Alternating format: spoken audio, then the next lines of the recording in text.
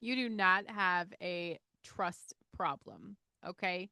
You've got a data problem. And before you disagree with me on this, I want you just to stay with me for a second because the reason trust feels impossible right now, the reason you keep your guard up even with people who've given you no reason to, the reason you hedge your bets in relationships and in God and in your own decisions and in the calling that keeps asking you to move, it's not because you are broken or damaged or constitutionally unable to trust. It's because your brain is doing exactly what it was designed to do with the data it's been given. And the data says the last time you trusted fully, it cost you something. And maybe it was something small, maybe something that rearranged your whole life, but the record is there. The brain filed it, and the brain, and its extraordinary commitment to keeping you safe, okay, took that data point and built a policy around it. And the policy says trust less, stay guarded, keep the back exit visible, do not go all in because all in is where the cost lives. And yeah, that policy has been protecting you, but it's also been costing you everything it is designed to protect you from losing.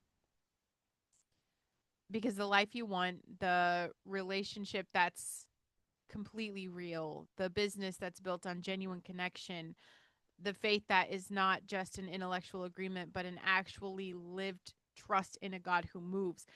That life requires the thing the policy's been blocking. And that's what I want to talk about. I would say today, that's what I want to talk about, how to update the policy without pretending the data that built it was not a real experience, you guys. And I'm saying today because it's like, I'm saying it sarcastically, you guys. Welcome to the Listen Bitch podcast. Um, Holy shit, it's already like 10:15 p.m. I know I'm super late and I think I just need to be honest with you guys. For Listen Bitch, my time has shifted a little bit, schedules have shifted. Sports is in full season, life is happening. Like my car broke down today after we just got it fixed. So shit's going down and I'm in it. I am in it and the devil's working on me today and I'm like I have every excuse not to sit down and record. And I'm like, that's not fair because you bitches have stuck with me and I'm serious about this and I want to show up for you because it matters to me. So I'm still here. I think for the rest of this week, my schedule is probably going to be a little late. So hopefully that can work into whatever routine we had, considering I usually post in the mornings. But I just want to say thank you for your patience with me, you guys. Thank you for the grace. Thank you for giving me a chance to get this all figured out and find some footing again. Um, yeah, that's all, you guys.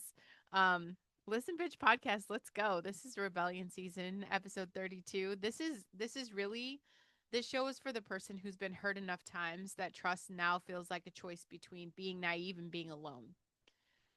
That person, who has watched people they believe in truly reveal themselves to be something different, who the person who has trusted God with something that mattered and watched the outcome be nothing like what they prayed for. This show is for the person who trusted themselves and made a decision that costs more than you can afford. And speaking to the person who has quietly, without announcing it, started building a life that requires trusting as little as possible. You are my people. I get this. I speak from wholehearted trust issues. Um, our brains keeping us safe. And honestly, that life works. It's functional. We're functioning.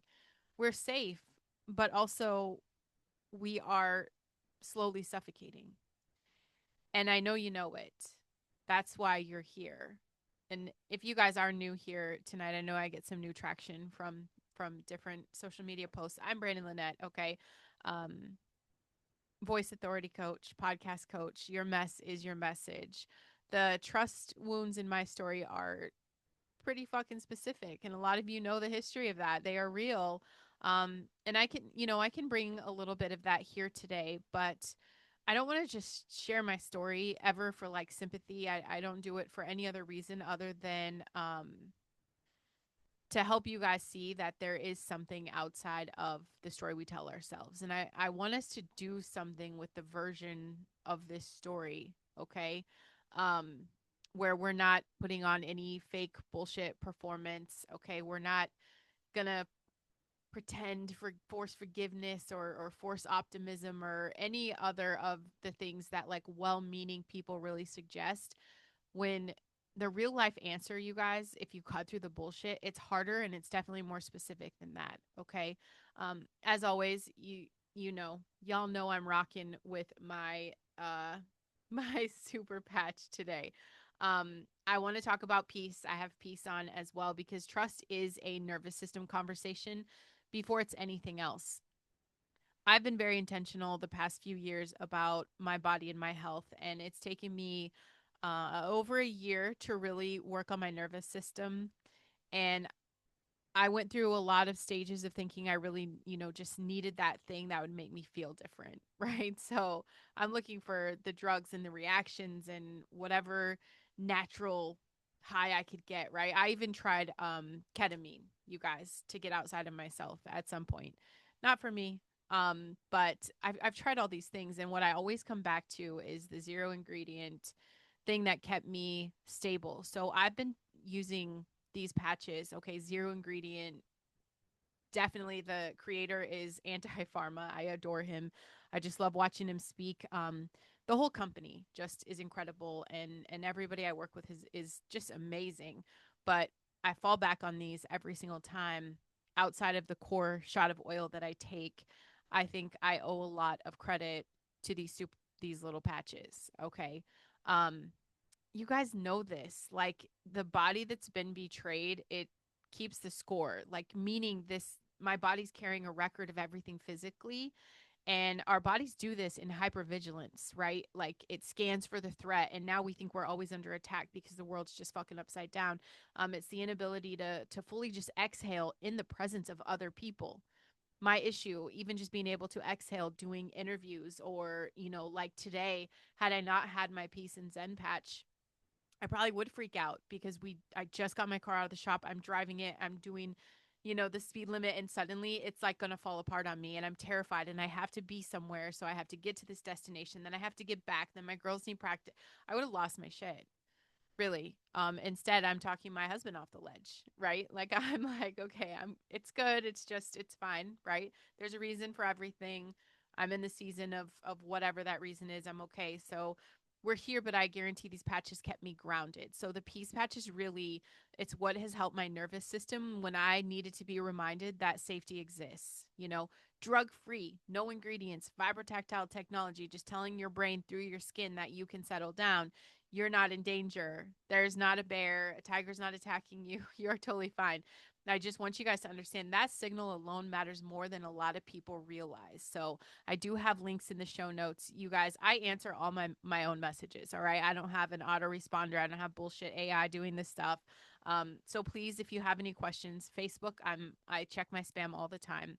I'm always there. Or if you just want to text me at 269-340-2428, and you could just say, what patches do I need? Let's talk about it. Okay. Um, anyway, so back to the show. I trauma dumped on you guys. I haven't done that for a while, but here we are. You guys, trust is not a feeling. I'm learning that it is really just a practice.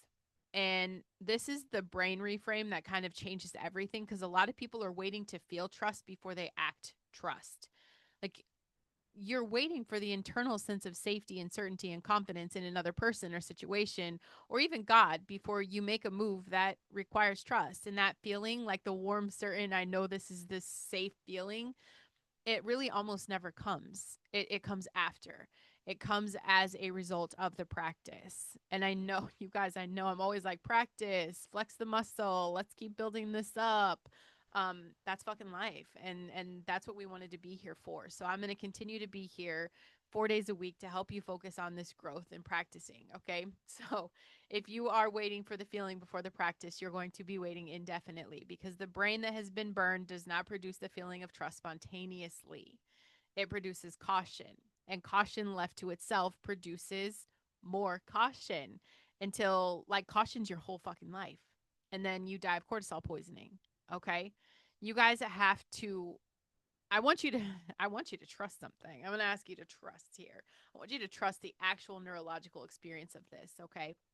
It's produced primarily by two chemicals, right? You've got your oxytocin, which we've talked about oxytocin and cortisol in balance. And oxytocin, we talked about a while back, I think.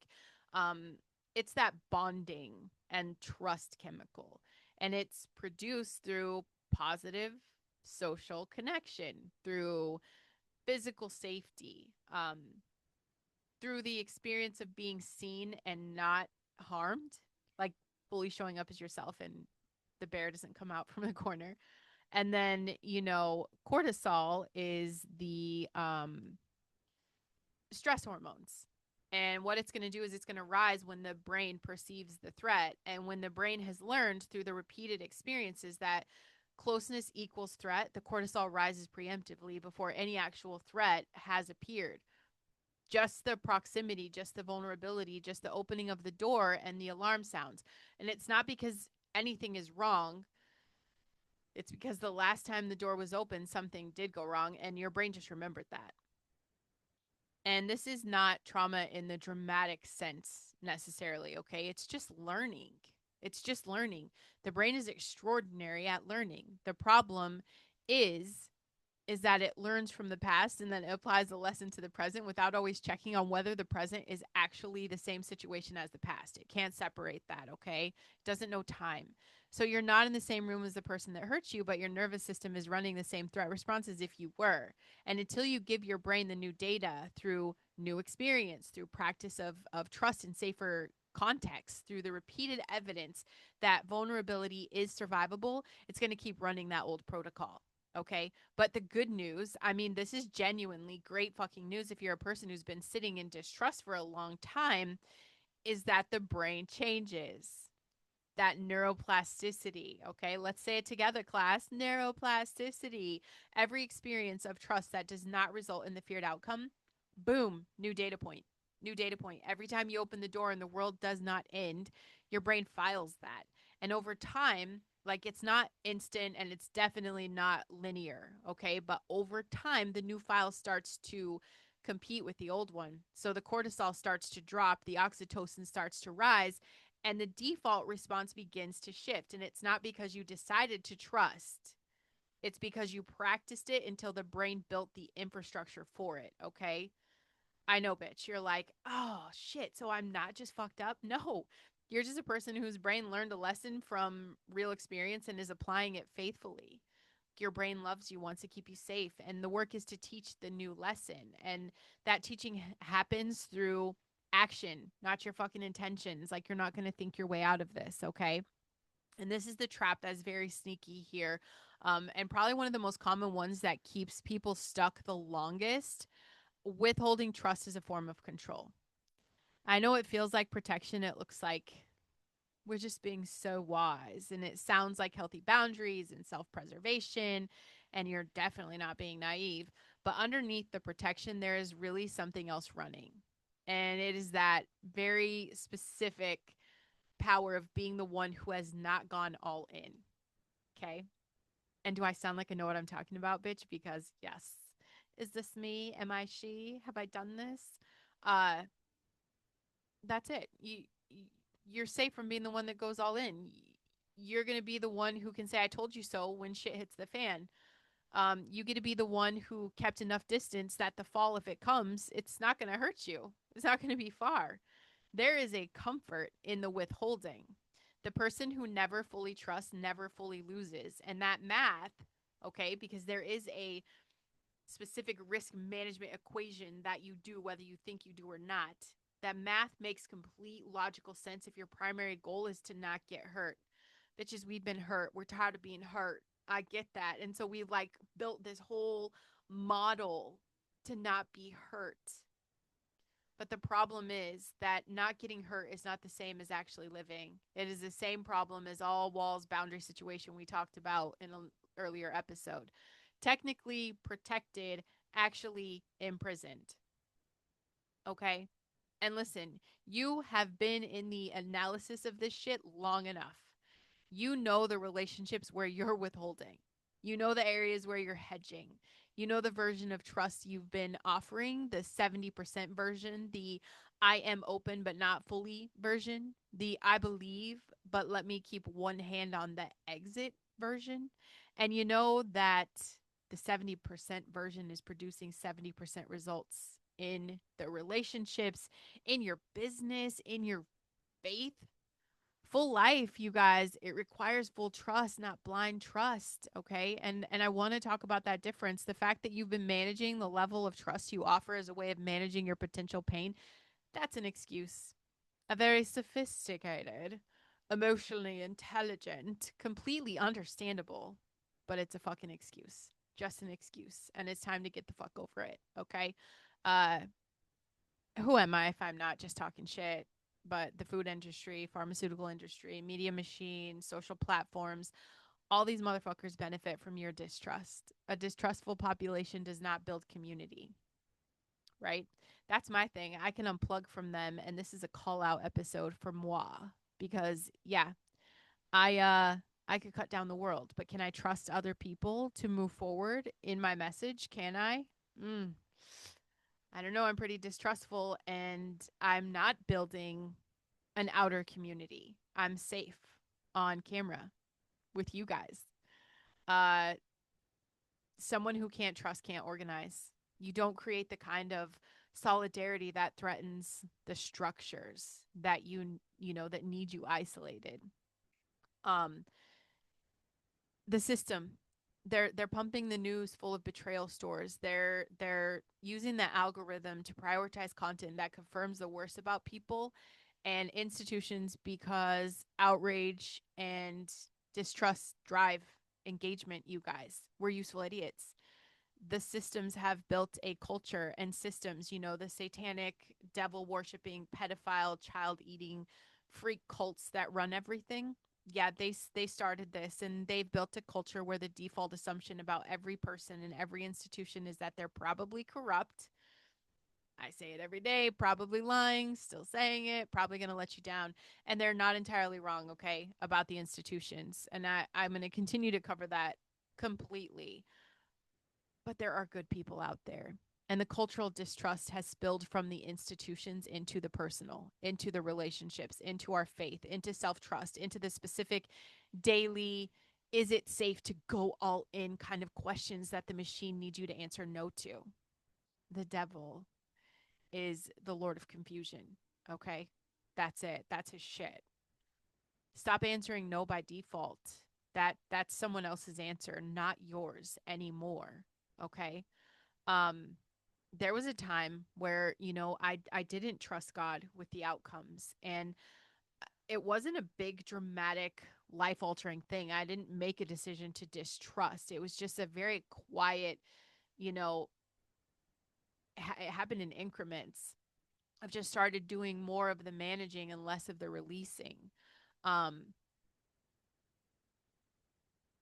it's about trust, and it's not control for its own sake. Control because trusting God with the thing that mattered most had produced an outcome I did not understand.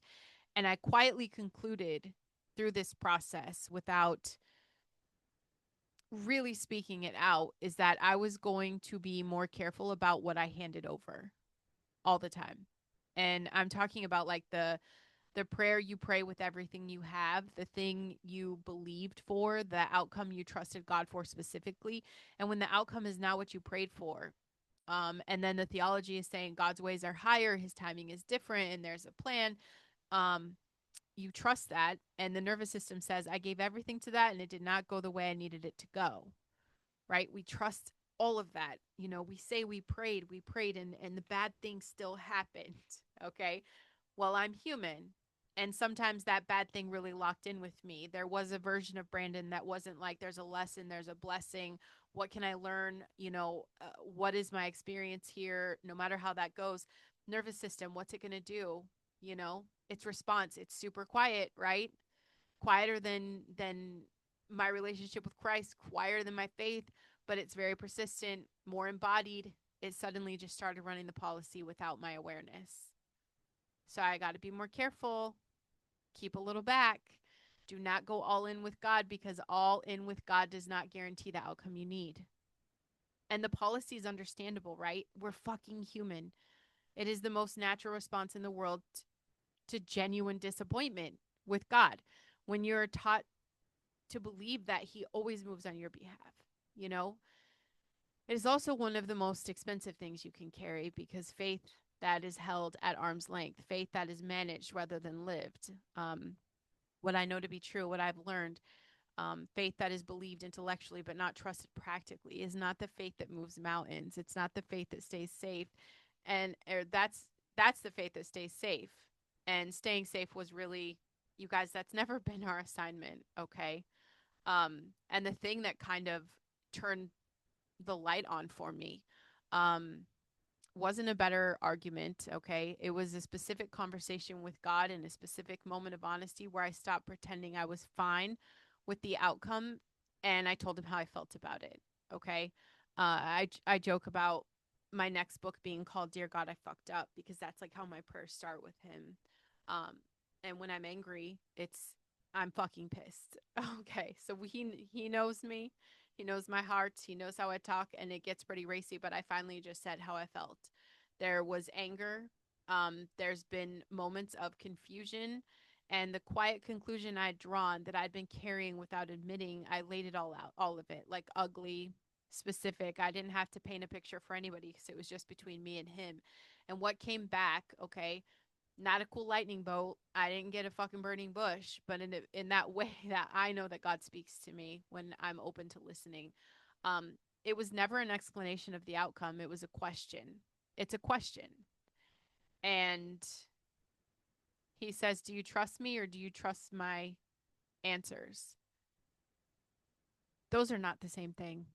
And I've been confusing them all my life. I've been trusting God conditionally as long as the answers were what I needed. And what he was asking for was something different, okay? All he's ever wanted was for me to trust in him and who he is, in his character, in his presence, in the outcome. I did not understand that. He didn't want me to trust the outcome, that the outcome would be what I wanted. I had to trust that he was in it regardless. And that little distinction, trust in the person versus trust in the outcome. That's the one thing that changes the faith. And it's the one that changes every other trust relationship too. You do not trust people because they will never disappoint you, because they are going to disappoint you. You trust people because you know their character well enough to believe that even when it is hard, they are for you. That is a completely different foundation, and it is one that can survive the outcomes that do not go the way you needed. Okay? I'm still, I'm with you guys. Okay. I'm in this arena of trust. And especially, I just had someone I thought I could trust completely let me down. And it's even now, like through this week, going through the process of moving forward with what God wants me to do in spite of that, when inside I feel like just let down. Like, why was I brought to this? That's what this was. I'm not seeing the lesson as fast as I want to see the lesson. I'm not seeing the blessing. I'm not seeing the things. But I do know, like I know when people show you who they are, you can trust that. You really can, you know. But this issue, you guys, it's going to show up in the relationships where you are very present, but you know you're not completely there. This is going to be your responsibility, right? When you give access, but not the real version of you. You give people access, but just enough. This comes up where you've been in it long enough to call it close, but honest enough with yourself to know that you have it's never fully landed, right? That the back exit is always visible. That part of you is always doing the math on what it would cost if this fell apart. That is not intimacy, you guys. That is managed proximity. And the person on the other side of it feels the difference, even if they don't even know what to call that at this point. This issue shows up in self trust specifically, and this is the one that does not get enough conversation. Okay. You have been breaking promises to yourself repeatedly. You said you would do the thing and you did not do the thing. You said you would stop the behavior and you returned to it. You said this time was different and it was not different. And your brain, the extraordinarily faithful data recording machine that it is, that fucking beast, we love that bitch, okay? Noted every single one of these broken promises. And then it built a self concept that includes the specific conclusion: I cannot fully trust myself to follow through. That means every new commitment is made against the backdrop of that record. And the brain, predicting based on the past, hedges the commitment before it begins. That's why you feel like it's part of your identity. I know that I can't do this. I'm not going to show up for this. That's a self concept. Okay. Self trust has to be rebuilt the same way every other trust is built, through small kept promises, through the micro commitment honored, through showing your nervous system one specific follow through at a time, that you are someone whose word means something, not the grand gesture. Okay. The Brandon Lynette recording a podcast at 10 fucking 40 at night. Okay. Because I want to show up, because I said this podcast means something to me, that I'm willing to do what it takes to produce the show, no matter what happens with life, how life gets in the way. I'm here. That one little follow through today, when who's going to call me tomorrow, right? Who's going to call me tomorrow? Usually I miss a couple episodes before anybody messages me. Who's going to call me tomorrow and be like, "Bitch, where was your show today?" Nobody. So this is between me and me.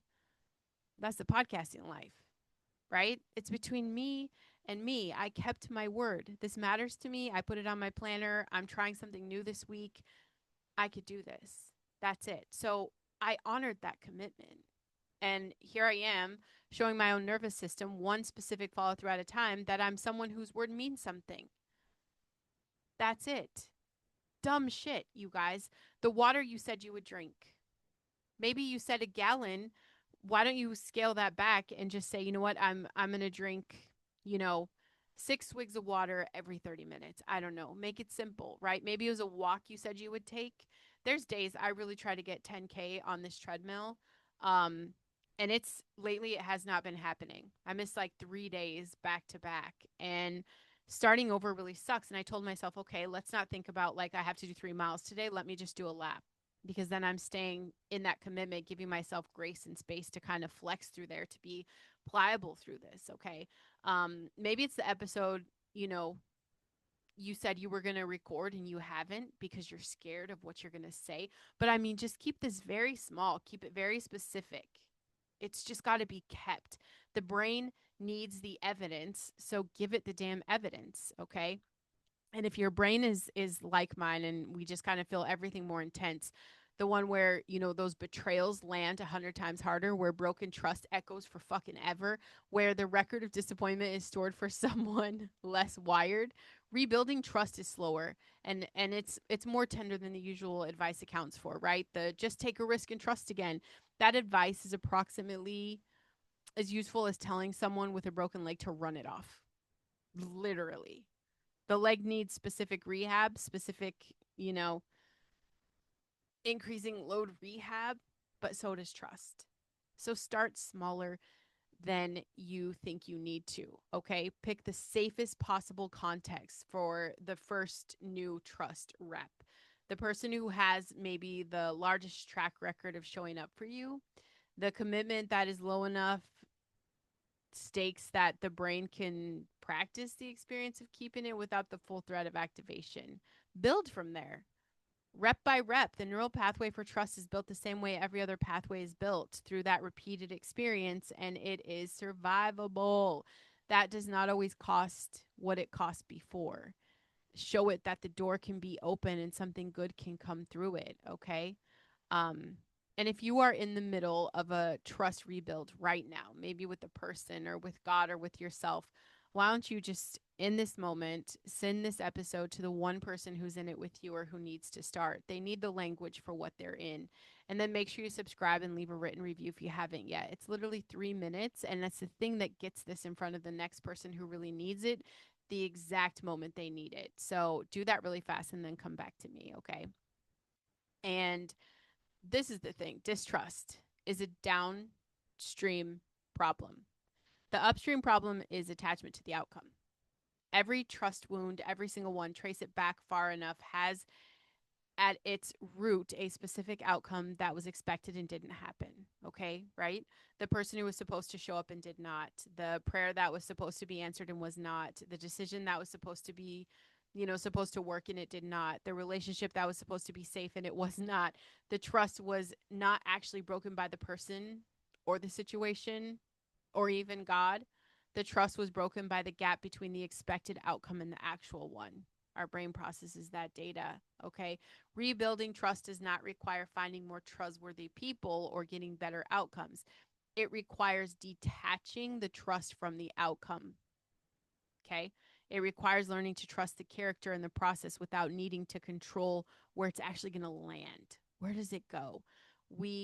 I know I talked about this a little bit a few episodes back. Trust without outcome attachment is the only kind of trust that does not eventually break, because outcomes are not fully in anyone's control, not yours, not other people's, not even as hard as this is to really comprehend. God's, in the sense that he has given human beings free will, and that free will produces outcomes he permits without causing. The person who hurt you may have been doing their best with what they've had, or they may not have been. Either way, tying your ability to trust to their behavior gives them permanent custody of your openness. They own you, bitch. They get your power, and they own you. That's it. They do not deserve that custody. They do not. They don't deserve that credit of you for the rest of your life. And frankly, neither do you. You deserve a trust that doesn't depend on other people getting it right every single time. Jesus trusted with full knowledge of how it would go. You know that. He came and he knew exactly what the hell was going to happen. He knew Peter would deny him. He knew Judas would betray him. He knew the disciples would run. He gave them the bread and the wine anyway. He loved them fully with the complete information about the cost of that love. That's not naive. That's the most radical, informed, eyes wide open trust in human history. Trust not in their behavior, but in the love that sent him in and the purpose that the whole thing was serving. That's the model.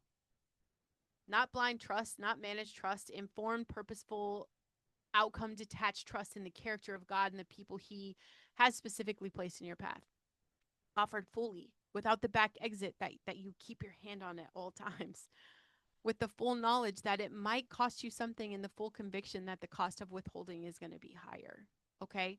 So what do you have to do? First, you have to identify the specific trust you've been withholding, and then you're going to name what outcome you're protecting against. Not in general, but specific. Like, I am not fully trusting this person because I am protecting myself against them leaving. I am not fully trusting God because I am protecting against another outcome I don't understand. I am not trusting myself because I'm protecting against the evidence that I will not follow through. Name the specific fear underneath the withholding, because you cannot release a grip you have not acknowledged. Then you're going to pick the biggest possible trust. Just kidding. You're going to pick the smallest possible trust rep available to you right now. The lowest stakes context. Okay. The safest person, the most doable commitment to yourself. And I want you to do the full version of it, not the hedged version, the full version. Let the door open all the way for something small. And then stay present for what happens. Let your brain collect the data. The rep does not have to be dramatic to be useful. Small and complete beats large and hedged every single time. Then you have to start rebuilding trust through micro commitments this week, okay? Pick 3 things, tiny, specific, complete things that you will commit to honor. Not because they are important in themselves, because every kept promise to yourself is a deposit in the self-trust account that your brain has been overdrawn in. One commitment kept is one new data point. 3 a day is 21 a week. 21 data points of you keeping your word to yourself. Your brain notices that. Your nervous system starts updating the policy. The trust starts returning, not as a feeling first, okay? Evidence first, and then that bitch comes through as a feeling. Okay? Open the door and stop scanning for the exit. Okay? Open it. You don't even have to open it all the way, and not recklessly. But keep your eyes open and your values intact, and the full knowledge of what the last time cost you, and the full decision that the cost of staying closed is higher. Babe, you are not too hurt to trust again. You know that. You're just a person whose brain learned a lesson from a real pain and built a policy around it. And the policy has done its job. That's it. It's time to update it. And not by pretending the pain wasn't real. We're not going to ignore that. It's but by deciding the pain does not get permanent custody of your openness, okay? Trust yourself. Start there. Keep the small promises you made this morning, then the next one, then the one after that, and build the record that your brain needs to update the self concept. And from that foundation, the foundation of a person who knows they can trust themselves, every other trust becomes possible. Jesus trusted the Father with the cross, with the betrayal, with the disciples who ran, with the outcomes he could not see from inside the suffering. The Father came through. And it's not in the way anyone expected, but in the way that changed everything. Your outcome is not the end of the story either. You have to trust the author. Again, if this episode met you somewhere that you felt deeply, please like the show, subscribe, and leave a written review. Head to brandonlynette.com, get on my list, watch this full episode on YouTube. Okay, make sure you get my patches. Um, Peace patch, y'all. That I'm telling you, that is where that's how I'm here today. Check the show notes if you want to work with me. I do have a free podcast group on Facebook called the Audacity Lab. You guys can message me. Like I said, I answer all my own messages, and I'm happy to share that with you. But for now, I want you guys to open that door.